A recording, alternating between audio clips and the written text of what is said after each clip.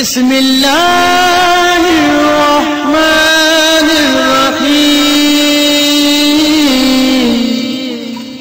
وما ارسلناک الا رحمۃ للعالمین۔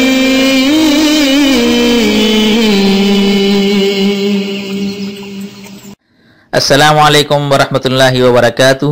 آسک مسلم ٹیچر میں آپ کو خوش آمدید کہتا ہوں۔ اگر آپ ہمارے اسی طرح روحانی علاج اور وظائف سے فائدہ اٹھانا چاہتے ہیں تو ریڈ سبسکرائب کا جو بٹن ہے اس پر کلک کر دیجئے اور ساتھ میں نوٹیفیکیشن کی جو بیل ہے اسے لازمی پریس کریں تاکہ ہماری ہر نئی آنے والی ویڈیوز آپ سب سے پہلے دیکھ سکیں۔ جزاک اللہ خیر۔ السلام علیکم ورحمۃ اللہ وبرکاتہ۔ میں ہوں آپ کا میزبان مفتی ابو حسان اور امید کرتا ہوں آپ تمام لوگ اللہ کی رحمت اور فضل سے خیر عافیت سے ہوں گے۔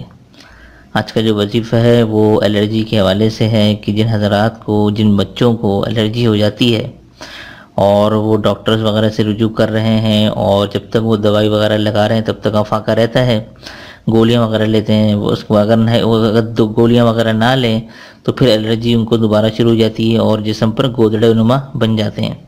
تو اس کے لیے بہترین وظیفہ میں آپ لوگوں کو بتا رہا ہوں، انشاءاللہ اللہ کے حکم سے، اللہ کے فضل سے آپ لوگوں کو آرام ہو جائے گا اور الرجی بالکل ختم ہو جائے گی۔ یہ میں نے ابھی لکھ کر آپ کے لیے رکھا ہے، ریکارڈنگ سے پہلے میں آپ کو یہ سارا سمجھا بھی دیتا ہوں کہ کس طرح سے کرنا ہے۔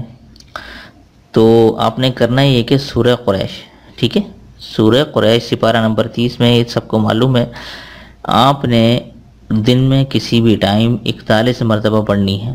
اگر تو بچہ ہے تو اس کے لیے اس کے ماں باپ کی یا بہن بھائی پڑھ لیں، لیکن اگر وہ کوئی بالغ آدمی ہے تو وہ خود اپنے لیے عمل کر سکتا ہے۔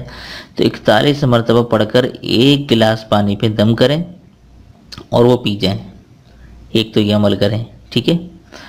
اسی کے ساتھ ساتھ آپ نے کیا کرنا ہے، ایک سورہ قریش آپ نے، یہ لوکی کا تیل ہو، اگر آپ کو ممکن ہے، آپ کو آسانی سے مارکیٹ میں مل جائے لوکی کا تیل تو وہ زیادہ بیسٹ ہے، کیونکہ زیتون کا جو تیل ہوتا ہے وہ ہوتا ہے گرم، تو بعض اوقات یہ کہ گرمائش جو ہے وہ ہو جاتی ہے۔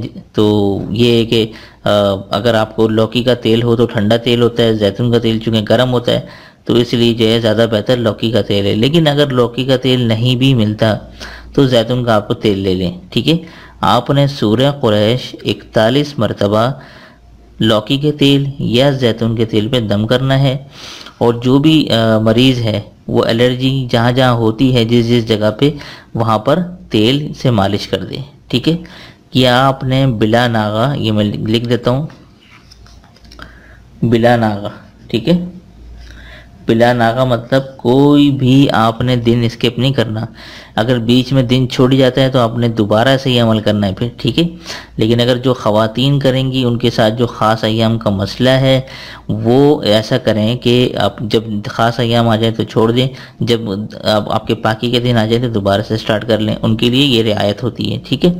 تو بلا ناغہ آپ نے یہ کریں انشاءاللہ تعالی 41 دن کی نیت سے، یہ میں نے لکھا ہوا بھی ہے، 41 دن کی نیت سے آپ لوگ کریں، انشاءاللہ اللہ کی رحمت اور فضل سے الرجی سے آپ لوگوں کو بالکل شفا مل جائے گی، اور میں بھی آپ تمام لوگوں کے لیے دل سے دعا کرتا ہوں۔